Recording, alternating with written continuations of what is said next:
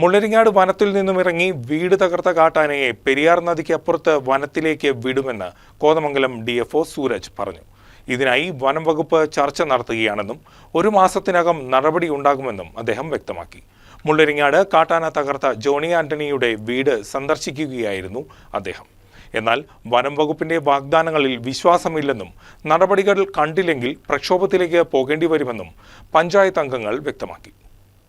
മുള്ളരിങ്ങാടിന് സമീപം ഇന്ന് പുലർച്ചെയുണ്ടായ കാട്ടാന ആക്രമണത്തെ തുടർന്ന് തകർന്ന നരിത്തൂക്കിൽ ജോണി ആന്റണിയുടെ വീട് സന്ദർശിക്കാനായി എത്തിയതായിരുന്നു കോതമംഗലം DFO സൂരജ്. 2024-ൽ ഇതേ സ്ഥലത്ത് വച്ചാണ് അമർ എന്ന യുവാവിന് കാട്ടാന ആക്രമണത്തിൽ ജീവൻ നഷ്ടമായത്. ഇത്തവണ 2 ജീവനുകൾ ഭാഗ്യം കൊണ്ട് മാത്രമാണ് രക്ഷപ്പെട്ടത്. ഇവിടെ ഇറങ്ങിയ കാട്ടാനയെ പെരിയാർ നദിക്ക് അക്കരെ കടത്തിവിടാനാണ് വകുപ്പ് പദ്ധതിയിട്ടിരിക്കുന്നത്. മുള്ളരിങ്ങാട് വനമേഖല ആനയ്ക്ക് ദീർഘകാലം തങ്ങുവാൻ പ്രാപ്തമായ മേഖലയല്ല. ആനയെ തുരത്താൻ 3 പഞ്ചായത്തുകളുടെ സഹായം ആവശ്യമാണ്. ഇവിടെ നിന്നും ആനയെ തുരത്തി പുഴയ്ക്ക് അക്കരെ വനത്തിലേക്ക് വിടാൻ 1 മാസമെങ്കിലും കാലതാമസമെടുക്കുമെന്നും DFO പറഞ്ഞു.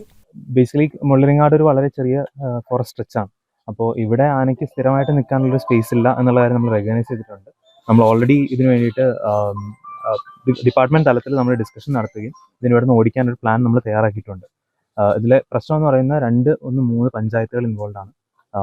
ഒരുപാട് സെറ്റിൽമെന്റ്സ് ഇൻവോൾവ് ആണ്. അപ്പോൾ ഇവരുടെ എല്ലാവരുടെയും ഒരു സപ്പോർട്ടോട് കൂടിയേ നമുക്ക് ഓടിക്കാൻ പറ്റുള്ളൂ. അല്ലെങ്കിൽ ഇവിടെ നിന്ന് ഓടിക്കുന്ന ആനയെ തിരിച്ച് അവർ ഓടിക്കുകയും ഇതൊരു സ്ഥിരം സർക്കിൾ ആയിക്കൊണ്ടിരിക്കുകയും ചെയ്യുള്ളൂ. അല്ലാതെ ഇതിനൊരു സൊല്യൂഷൻ ആവില്ല.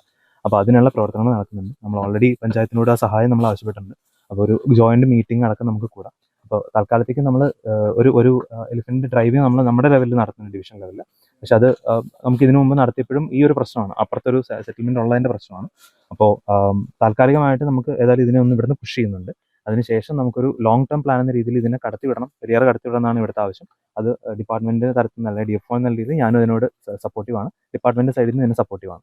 എന്നാൽ കാലങ്ങളായി അധികൃതർ ഇതേ പല്ലവി തന്നെ തുടരുകയാണെന്നും ഇനിയും ഇത് തുടരുന്ന പക്ഷം ശക്തമായ സമരപരിപാടികളുമായി രംഗത്തു വരുമെന്നും പഞ്ചായത്ത് അംഗം ജിജോ ജോസഫ് വ്യക്തമാക്കി. ഞങ്ങൾക്കൊരു ജീവൻ കഴിഞ്ഞ ഡിസംബർ 29-ന് ഒരു ജീവൻ കൊടുക്കേണ്ടി വന്നു ഈ ആന മൂലം. അന്നും അന്ന് പല ഉറപ്പുകൾ കിട്ടിയെങ്കിലും നാളെ ഇന്നേ വരെ ഇതിനൊരു ശാശ്വത പരിഹാരം ഉണ്ടായിട്ടില്ല. എന്തെങ്കിലും ഒരു കാഷ്വാലിറ്റി സംഭവിക്കുമ്പോൾ റേഞ്ച് ഓഫീസറോ DFOയോ വന്ന് എന്തെങ്കിലും ഒരു വാക്ക് പറഞ്ഞിട്ട് പോകും. അതിനൊരു ശാശ്വത പരിഹാരം ഇന്നേ വരെ ഉണ്ടായിട്ടില്ല. സത്യം പറഞ്ഞു കഴിഞ്ഞാൽ ഇവിടെയുള്ള ഞങ്ങൾ ഭയങ്കര ഭയപ്പാടിലാണ്. ഇപ്പോൾ ഒരു പാവപ്പെട്ടവൻ മൂവാറ്റുപുഴയോ കോതമംഗലത്തോ ഒരു ആശുപത്രി പറഞ്ഞ ഒരു ഓട്ടോറിക്ഷ വിളിച്ചാൽ പോലും കിട്ടില്ല. കാരണം ഈ റോഡിൻ്റെ ഇരു സൈഡിലും ആന നിൽക്കുക, ഏത് നിമിഷവും ചാടി വീണ് ആക്രമിക്കാം. ആ ഭയപ്പാടിൽ ഒരു ഓട്ടോറിക്ഷ വിളിച്ചാൽ പോലും കിട്ടാത്തൊരു ഇതിലാണ്. ഹാങ്ങിങ് ഫെൻസിംഗ് അല്ലാതെ മറ്റു മാർഗമൊന്നുമില്ലെന്നും ട്രഞ്ച് താഴ്ത്തുക എന്നത് പാറകൾ നിറഞ്ഞ ഈ മേഖലയിൽ പ്രായോഗികമല്ലെന്നും DFO പറഞ്ഞു.